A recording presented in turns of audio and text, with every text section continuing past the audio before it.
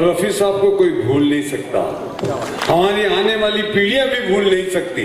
मोहम्मद रफी साहब के लिए जितेंद्र की ये बातें केवल सामान्य बोल वचन नहीं है जो कोई भी किसी के सम्मान में बोल देता है, बल्कि ये उनके दिल की आवाज है जो रफी साहब के हुनर के साथ साथ उनकी दरियादिली के कारण दिल से निकल रही है, क्योंकि इन दोनों हस्तियों का रिश्ता ही कुछ ऐसा था। वो कई लोग गले से गाते हैं, कई लोग दिल से गाते हैं, रफी साहब रूह से गाते थे। जितेंद्र बहुत मामूली तरीके से फिल्म इंडस्ट्री में आए थे। उनकी जिंदगी से वाकई ये सीखा जा सकता है कि अगर आप कुछ करने की ठान लें तो आपको सफल होने से कोई रोक नहीं सकता। शुरू में उन्होंने मशहूर फिल्मकार वी शांताराम जी के यहाँ स्पॉट बॉय से लेकर एक्स्ट्रा और यहाँ तक कि हीरोइन के बॉडी डबल तक का काम किया।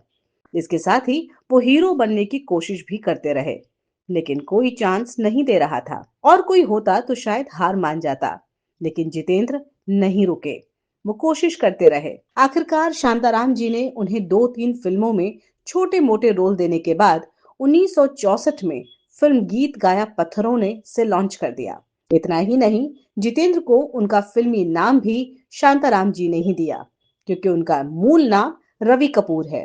ये एक म्यूजिकल फिल्म थी जिसका गीत संगीत बहुत पॉपुलर हुआ और जितेंद्र का करियर चल निकला। गीत गाया पत्थरों ने। इसके बाद उनकी अगली फिल्म आने में 3 साल लग गए। ये फिल्म थी गुनाहों का देवता, जो साल 1967 में रिलीज हुई थी। ये थोड़े बड़े बजट की फिल्म थी, जिसके लेखक, निर्माता और निर्देशक थे देवी शर्मा। संगीत उस जमाने के नंबर 1 संगीतकार शंकर जयकिशन की जोड़ी का था और गीतकारों की जोड़ी शैलेंद्र जी और हसरत जयपुरी साहब की थी, जिसमें रफी साहब ने महमूद के लिए 2 बेहतरीन गाने गाए।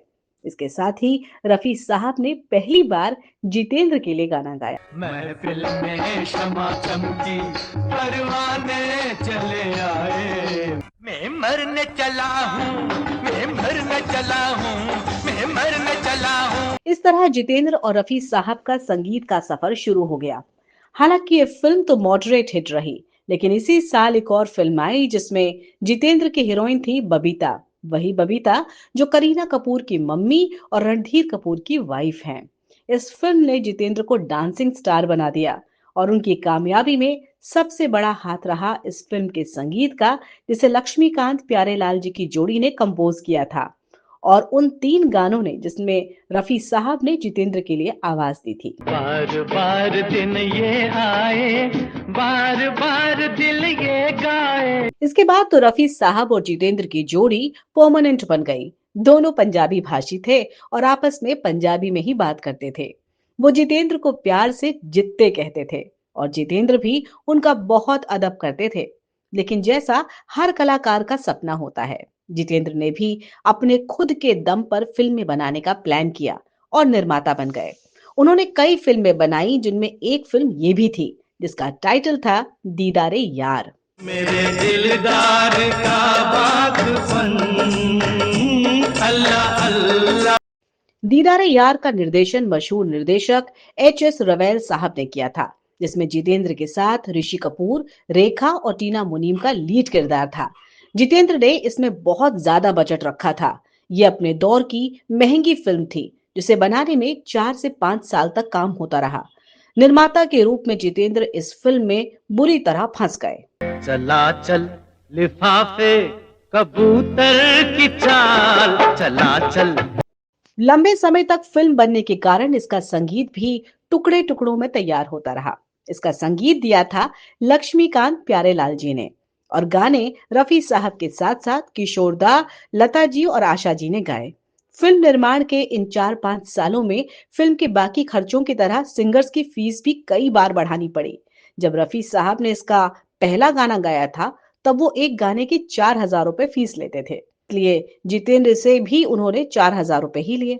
मगर फिल्म तैयार होते होते सबकी फीस 4 से 5 गुना बढ़ गई।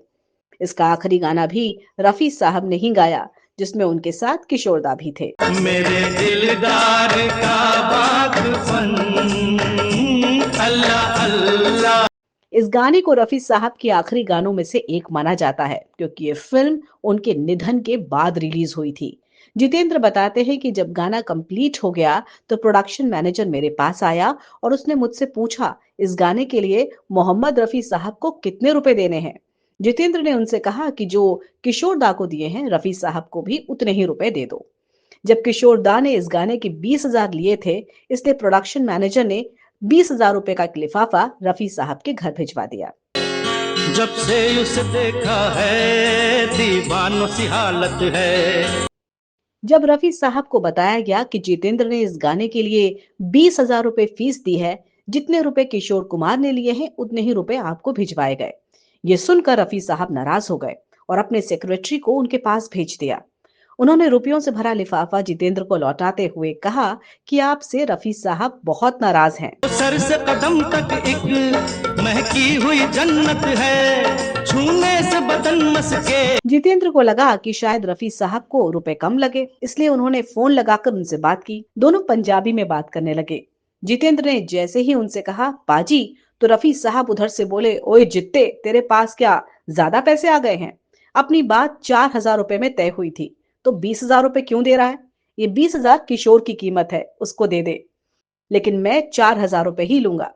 रफी साहब ने 16,000 रुपए लौटा दिए। 4,000 रुपए रखे, 16,000 रुपए जो बीच मिले थे उन्हें 16,000 रुपए वापस भेज। जितेंद्र आज भी जब ये बात बताते हैं तो रफी साहब की ईमानदारी और दरिया दिली को याद करके उनकी आंखें नम हो जाती हैं। दोस्तों, फिल्मी दुनिया में कुछ ही फनकार ऐसे हुए जो अपने टैलेंट के साथ साथ अपनी सादगी और दरिया दिली के कारण लोगों के दिलों में हमेशा के लिए बसे हुए हैं। मोहम्मद रफी साहब भी ऐसे ही फनकार थे। उनके प्रति लोगों का प्यार और सम्मान कभी कम नहीं हुआ। बहरहाल, इस वीडियो में इतना ही दोस्तों। आपका रफी साहब के इस किस्से और उनकी दरिया दिली के बारे में क्या कहना है, कमेंट करके जरूर बताइए। और वीडियो आखिरी तक देखने के लिए आपका बहुत बहुत धन्यवाद।